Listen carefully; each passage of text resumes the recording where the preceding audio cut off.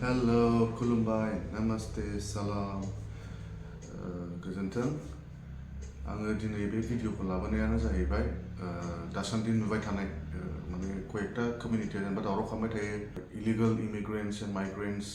They are targeting the indigenous Bodo people all the time in Facebook, and these Facebook warriors, they are not actually, they don't have any idea regarding history of Assam or history of Northeast. This ignorant people, this video is for you, and also for all the friends who want to know the history of Assam and the history of Bodo people, Koch people, and Rajvanshi people, who happens to be our blood brothers. So just watch this video. Actually, what happens is, most of the time when we make videos regarding our tribe, regarding the history of Assam, they always object to us like as if they have studied history. But one thing is like, since my childhood, I was very interested in history. And without knowing where we have come from, how will we move forward? That is the reason why I was very interested in history. And I was always, going to libraries, and whenever there was chances, I used to go to the school libraries, to the college libraries to read books on history. That is how 10 days or class 9 days, I used to tell my friends, regarding the royal family of Koch Kingdom, Koch Bihar, what is their lineage and all that, because I knew those days the truth. That's the reason why I'm doing this video. Just watch this clip. কথা পাতিম তো গোৱালপাৰা কোচবিহাৰ এই ঠাইবিলাকত Koch match আৰু গাৰো সম্প্ৰদায়ৰ লোকসকলে বসবাস কৰিছিল। কোচ আৰু মেচসকল মূলতঃ একেই লোক আছিল। তেওঁলোক সেই মংগোলীয় মূলৰ টিবেটো বাৰ্মান লোক আছিলে। তেওঁলোকৰ অবয়ব মংগোলীয় আছিলে, কিন্তু কিছু লোকৰ গাৰ বৰণ গাঢ় আছিলে। গতিকে সেইটোৰ পৰা গেইটে বিশ্লেষণ কৰি কৈছে যে তেওঁলোকে পিয়ৰ মংগোলয়েড হ'ব পাৰে বা সেই ঠাইত থকা আদিবাসীৰ লগত সংমিশ্ৰণো হৈ পিনে হোৱা হ'ব পাৰে। যি কি নহওক, তেওঁলোক সেই অঞ্চলটোৰ বহু পুৰণি আদিবাসী লোক। আৰু তো কোচসকল মূলতঃ হিন্দু ধৰ্মাৱলম্বী লোক আছিলে। আচলতে মেচ, কছাৰী, লালুং আদি এই লোকসকলে যেতিয়া হিন্দু ধৰ্মলৈ ৰূপান্তৰিত হয়, তেওঁলোকক কোচ বুলি কোৱা হয়। গতিকে কোচসকল হৈছে জনজাতীয় মূলৰ হিন্দু ধৰ্মাৱলম্বী এটা সম্প্ৰদায়।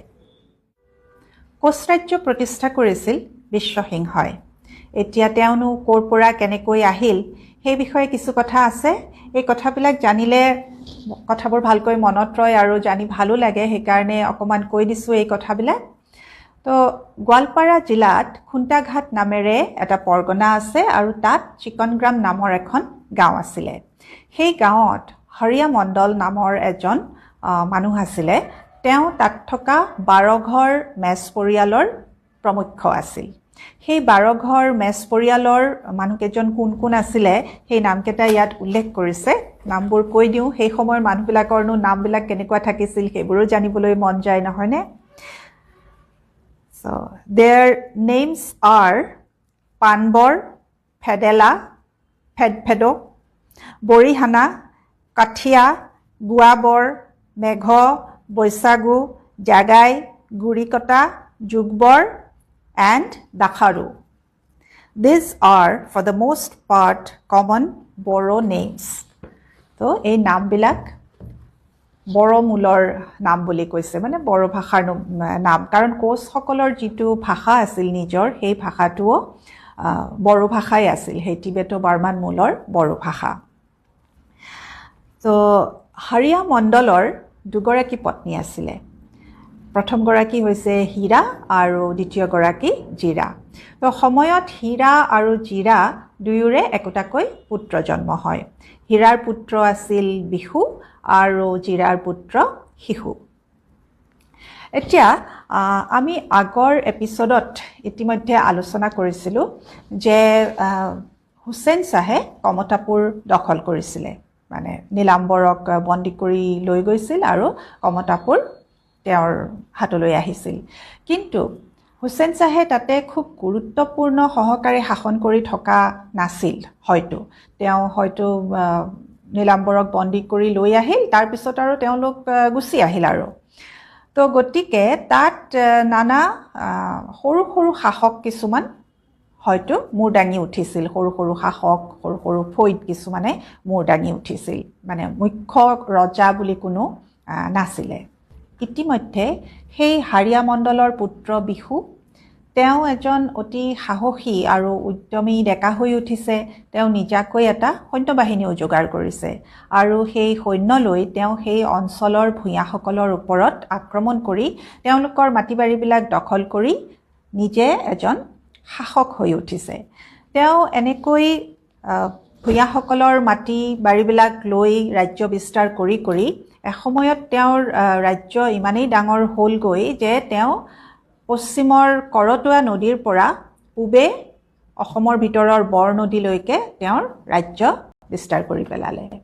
এইখিনিতে মোৰ এটা কথা জানিবৰ মন আছে যে এই বৰ নদীখন আচলতে আছে কোনখিনিত অসমৰ? মই কেইবাবাৰো এই নামটো পাইছোঁ বৰ নদী, কিন্তু এতিয়া আমি বৰ নদী বুলি একো দেখোন নাজানো। চ' জনাসকলে যদি জনায় যে এই বৰ নদীখন একজেক্টলি ক'ত আছে আৰু এইখন এতিয়া কি গতি সলাইছে নে মৰাসুটি হৈ গৈছে নেকি, বেলেগ নাম হৈ গৈছে নেকি, অনুগ্ৰহ কৰি জনালে উপকৃত হ'ম। সেয়া আছিল 16 শতিকাৰ আগভাগৰ কথা, 1515 AD।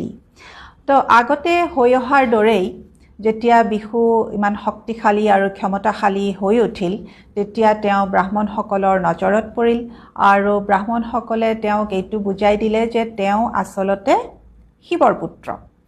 তেওঁ হৰিয়া মণ্ডল ৰূপী শিৱ আৰু হীৰাৰূপী পাৰ্বতীৰ পুত্ৰ। তো তাৰপিছত বিহুৱে বিশ্বসিংহ নাম লয় আৰু তেওঁৰ ভাতৃ শিশুৱে শিৱসিংহ নাম লয় আৰু তেওঁলোকৰ অনুগামীসকলেও ৰাজবংশী উপাধি ল'বলৈ আৰম্ভ কৰে। ৰাজবংশী অৰ্থাৎ ৰজাৰ বংশৰ লোক। বিশ্বসিংহৰ এই ভূখণ্ডত হিন্দু ধৰ্মৰ প্ৰচাৰত যথেষ্ট অৱদান আছে। তেওঁ শিৱ দুৰ্গাৰ পৰম ভক্ত হৈ উঠে আৰু বৈষ্ণৱ ধৰ্মকো তেওঁ বেছ সন্মান কৰিছিলে। তেওঁ কামাখ্যা মন্দিৰৰ পুনৰ নিৰ্মাণৰ কাম হাতত লৈছিল আৰু তাত আনি কনৌজ আৰু বেনাৰসৰ পৰা বহুতো ব্ৰাহ্মণ স্থাপন কৰিছিল। ভূমিপুত্ৰ কোন হয়, কাক ক'ব এতিয়া? বড়োসকল আজিৰ পৰা 5000 বছৰ আগত আহিছিলে। 1200 খ্ৰীষ্টাব্দৰ পৰা আমাৰ ইয়াৰ যিখিনি গৰীয়া মুছলমান তেওঁলোক আহিছে, আহোমসকল আহিছে, তাৰপিছত কনৌজৰ পৰা আহিছে আজিৰ পৰা 300-400 বছৰ আগত, চাহ জনগোষ্ঠীসকল 150 বছৰ আগত আহিছে।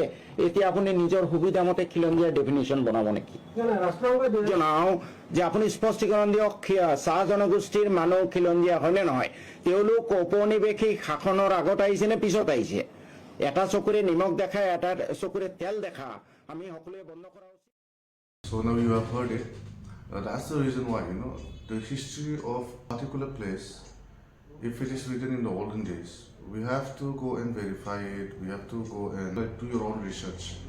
And as far as you know, this stretch, the Golpara area and the Duars area is all occupied by Bodo people. And whatever river names in entire Assam, most of them, like 80% or 90% of the river names are in Bodo language.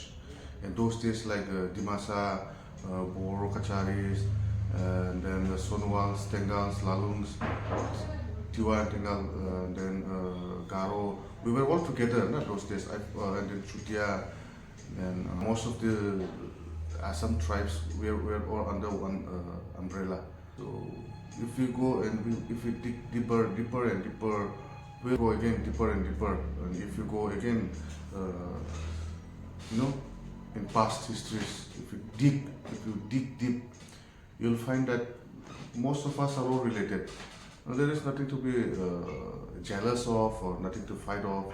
You just need to go and study the history. You just need to accept the fact that we are indigenous here and that some of the tribes that are fighting with us, some of the community, not exactly tribe, some community that are jealous of us, they need to know the exact reality, the facts, the historical facts.